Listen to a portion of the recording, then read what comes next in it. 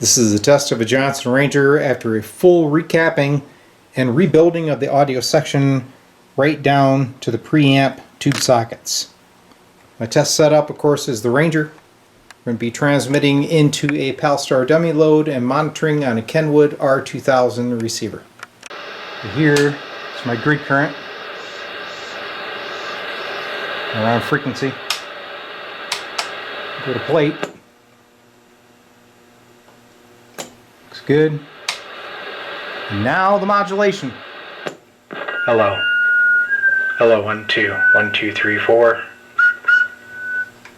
So we got Good modulation. my idle current's a little high, but She is modulating. Sounds good.